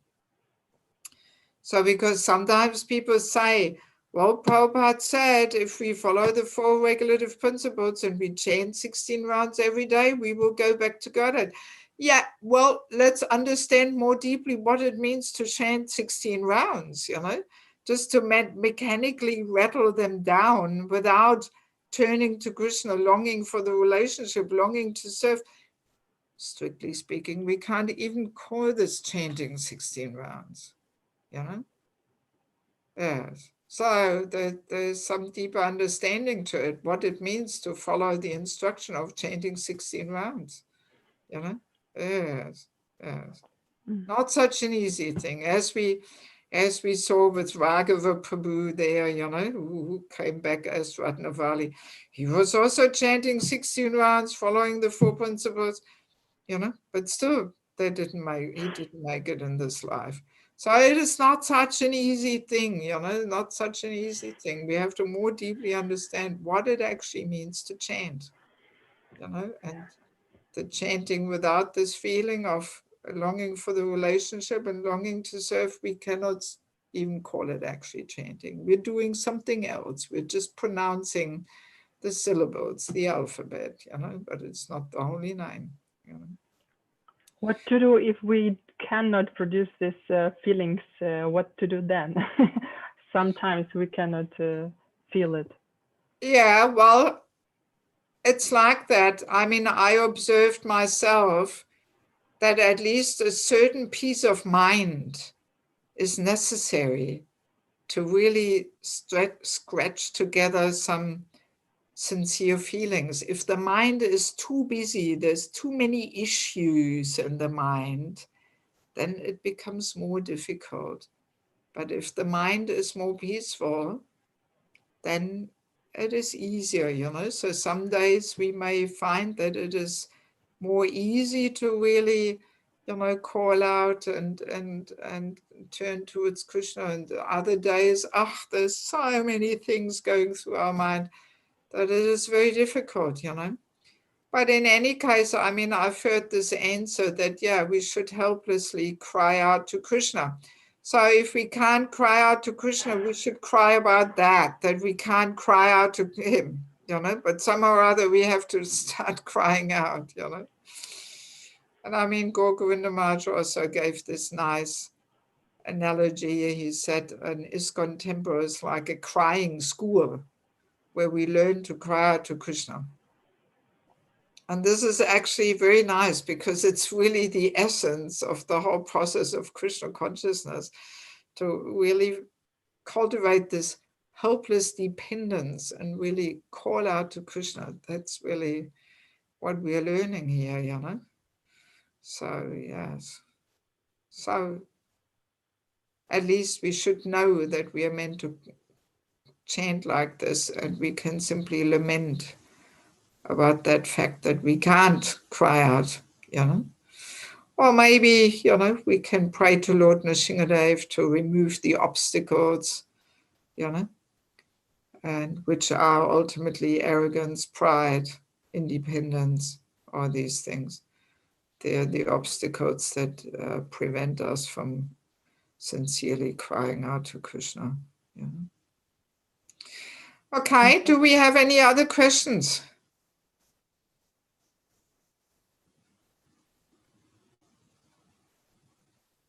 Sorry, we have a couple of questions. Okay. First of all,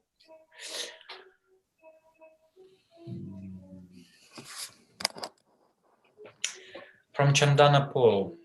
Mataji, does the time of death determine the destination? We hear Bhishma Dev timed his death at Uttarayan, for example, your father's departure on Ekadashi morning. Well, I wouldn't say, you know, the time determines our destination, but according to our consciousness, you know, Krishna arranges that we leave at a certain time.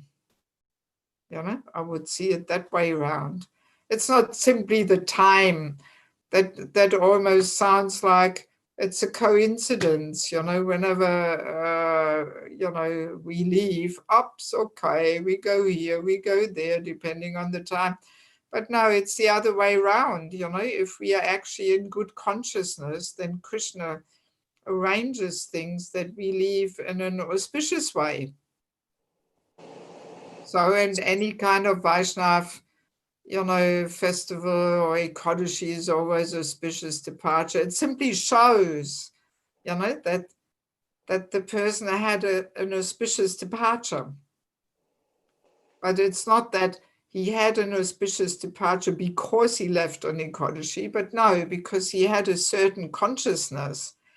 That's why he left at a special time. You know, Krishna made it obvious that the person had a special departure by allowing him to leave on an auspicious day, you know.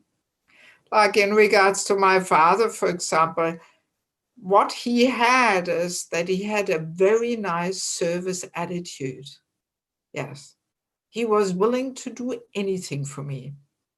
And he really admired my lifestyle, and he was willing to help me in so many ways. And he visited also quite a lot of temples on his travels because he was such a traveler, you know.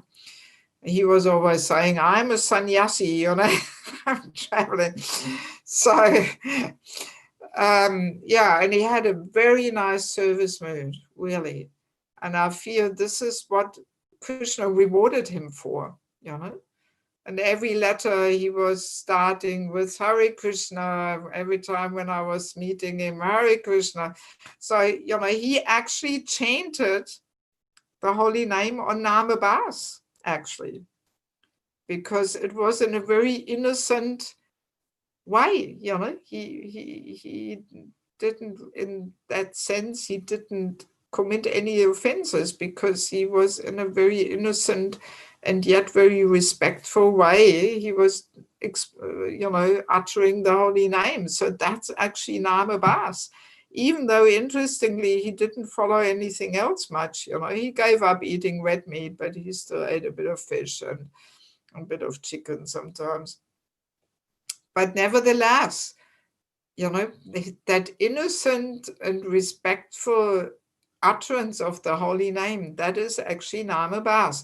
And this is another interesting point, that when we come to Krishna consciousness, we all actually come on that level of Namabas, because we try very sincerely, okay, let me take the beads and let me chant, let me try this. This is actually Namabas. But then we have two choices, either to go down to Nam Aparat or to stay in Namabas and work ourselves gradually up.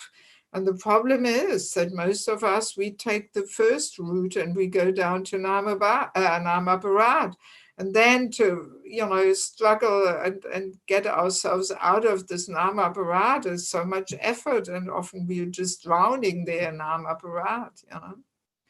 Yeah, so in that way, you know, my father was a special person, I would say, because of his wonderful service mood, and he also gave quite a lot of money to ISKCON, to all different projects in Bangladesh and Nepal and so many things, you know. So, and he had a really nice service attitude, and I feel Krishna rewarded him for that, you know. Yes. But I don't think he went back to Godhead, you know, definitely not. But I'm pretty sure he is probably in some Vaishnava family in South India somewhere, because as I mentioned, you know, even 2 hours before he left, he was talking about Kerala, how nice it is there, you know. Any other question? Yep. Mataji Satya. What to do in this situation? There are more and more devotees around us who are chanting almost silently and feel disturbed about our old-fashioned loud chanting of older devotees who were trained to chant normally more loudly. Really? How to cope with these situations? I personally cannot concentrate properly if I chant very softly. I have problem concentration always what to speak to chant silently. Well, I was never so aware of this, that chanting loudly is something old-fashioned, and and the new style is to chant quietly or something. I wasn't aware of this. I mean, there is, you know, some quotes also where Prabhupada says one should chant loudly, at least audibly. Of course, if we chant too loud, this is sometimes also my problem, that I chant quite loud and I don't even notice it. And sometimes people complain to me and they ask me to chant quieter. This has happened quite a few times. So, but yeah, of course, I mean, I have also experienced this with other devotees. If they chant too loud and too, you know, too strongly, then it distracts us from our own chanting, and we can't hear ourselves chanting and so on. So I think we simply have to be sensitive that we don't chant too loud, you know, and in order not to disturb others. But no, we should hear ourselves chanting. Yeah. I mean, this chanting in the mind there, this is, yeah, this is not really, because the sound vibration is meant to enter the ears and go into the heart and purify the heart. So it is all about sound, you know, even though, yes, Haridas Thakur was chanting in the mind, but this is, yeah, it is a very high level. And I mean, certainly I'm not on that level. I also have to chant loud, and also there should be a certain intensity there too. If it is too, Thank you very much. if our chanting is too easy going and slowly, you know, then also a little bit of intensity has to be there, because we want to cry out to Krishna. So, you know, some intensity has to be also there. Anything else, Prabhu? Thank you very much.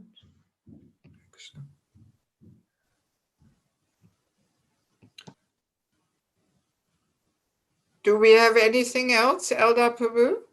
Sorry, I was muted. Okay.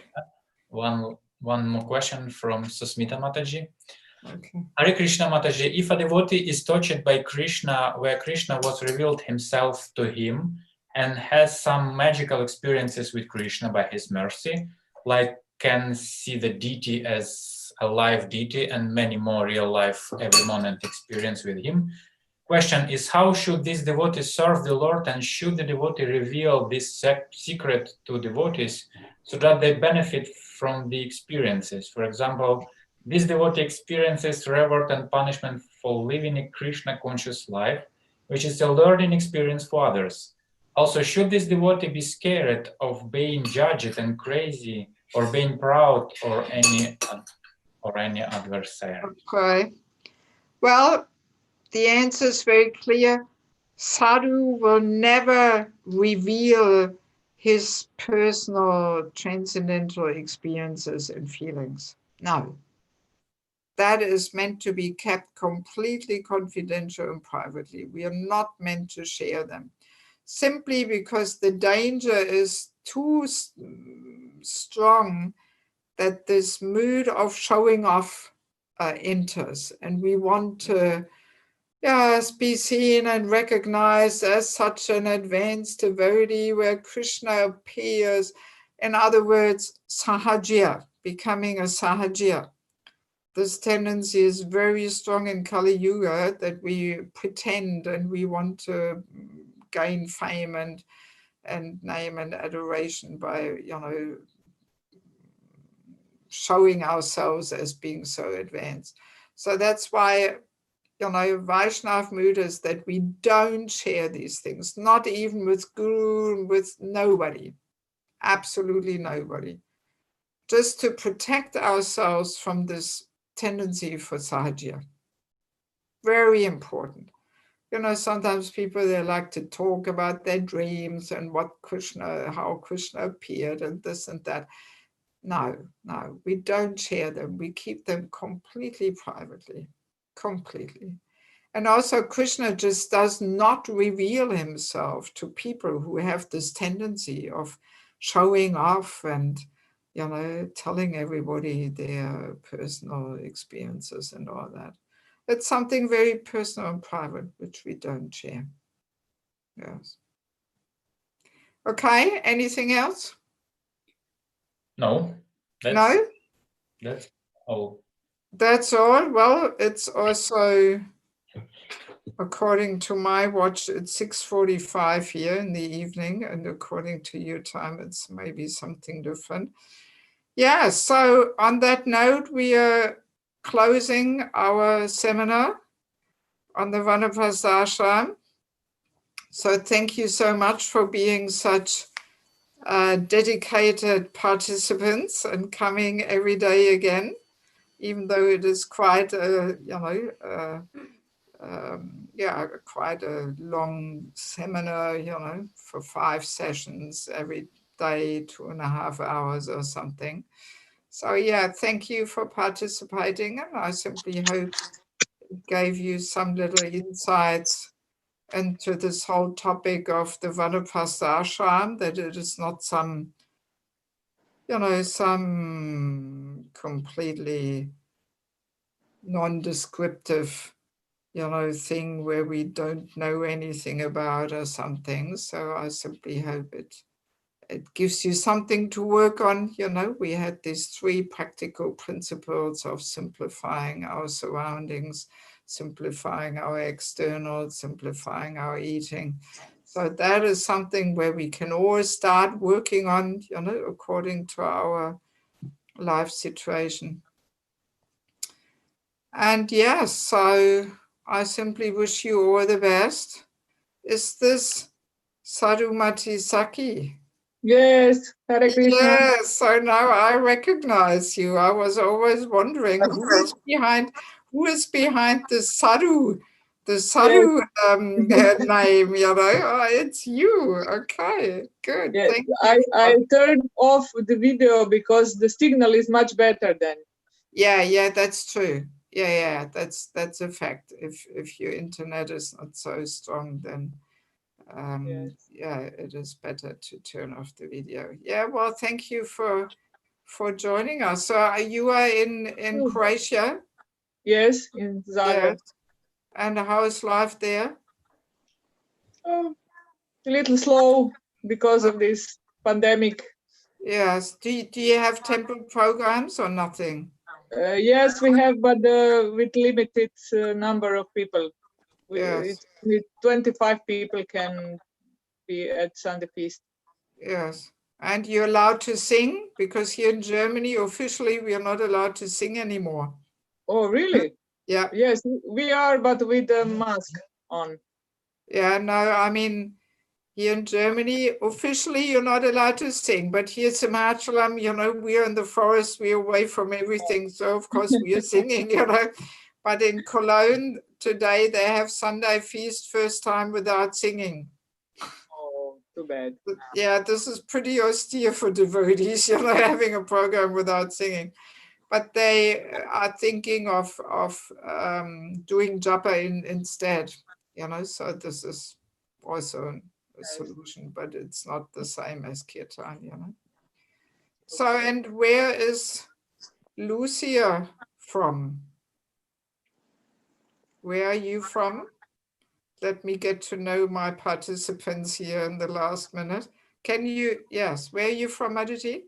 Haribol, I'm from Slovenia. We talk when you come. Oh, now I recognize you. Yeah. Yes, yes. Okay, good. So you're in Ljubljana. Sorry? You are in Ljubljana. Yes. Yes. But not in the temple. You live outside, right? Yes, I live outside, but I have the deities, so it's another temple, really. Right? Okay, good, good. Yeah. Okay. Yes. And where is Svetadrip Das coming from? Can he show himself to us? Just to know who he is?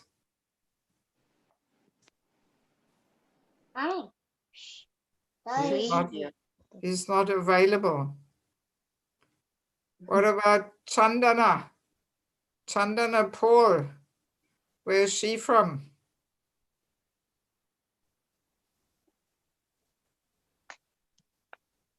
Also silent. Ask him to unmute, but no response yet. No response. Anyway. Shwetadvipa does ask, microphone is not working, from Houston, Shwetadvipa. Oh, okay. Good. So we have a bit of an international group here. Also, International Society for Krishna Consciousness. yes, also one Mataji who joined us earlier, Sukava Mataji. She's a Prabhupada disciple from New Vrindavan, actually. She always helps me with my books. She reviews them and gives me good feedback, you know. So I know her too, but she left earlier. She probably is busy with something or whatever, you know. Okay, so let us finish on this note. So for whoever is interested, 9th of January, I want to do this false ego course. And probably I'll do it the same way that we start Saturday, Sunday, then Wednesday. And maybe it will take only 4 sessions, then the following Saturday, or maybe 5 sessions, depending. So if you're interested, it's the same link, you know, and we will announce it there, you know, so you're welcome to join us. And I may send you the poster art and you can share it with other devotees and try and get a few more people on board. Usually on the first day, there's always more people there, but then gradually over the 5 sessions, people drop out and only the really sincere ones are left at the end. But I'm sure people also listen to it over YouTube or whatever, you know, Facebook and so on. Yes, Bill? Mataji Satya wanted to say a couple of words. Yes. I just wanted to thank you, Maradevaki, for this seminar. Really helps me. This how you mentioned now these 3 principles last time, and now this also this how to pray. Yes, how to chant. Yeah, most interesting. You said somebody was asking how to, when we pray to Krishna for service. I was also often thinking, praying for service, I would get more service. How would I manage? So this helped me as well to understand actually what it means. Yes, that we are not praying for service, but we long to serve, to finally really serve and give ourselves and sacrifice ourselves in service, you know. Yes. Thank you very much for everything. Okay, well, thank you. And I wish you, yes, I don't know whether you celebrate Christmas. I will go to my mother the day after tomorrow and I will spend some time with her over Christmas. And I'm sure we will read some spiritual books, even though it may not be Prabhupada's books, but some Christian thing or something. But there's so many similarities and same principles there, you know, so I usually always have a nice time with her. And over New Year here in Simachalam, we will have a little Sankirtan festival, actually. Usually they have a big Sankirtan event every year where also Samajas come and all the Sankirtan devotees from all over Germany come, and Switzerland and Austria, neighboring countries. So that, of course, we cannot have But we have 2 traveling Sankirtan teams traveling in vans at the moment, and they're coming back. So we will have something, and I will make pizza for everybody. My humble service for the Sankirtan devotees to feed them with pizza. So that's what we're going to do over New Year, and have kirtan and all that. So whatever you will do, I wish you a wonderful time, and I hope to see you again sometime in the future over Zoom, and hopefully sometime in life again. Okay, thank you very much. Srila Prabhupada ki. Prabhupada Bhaktivinoda ki.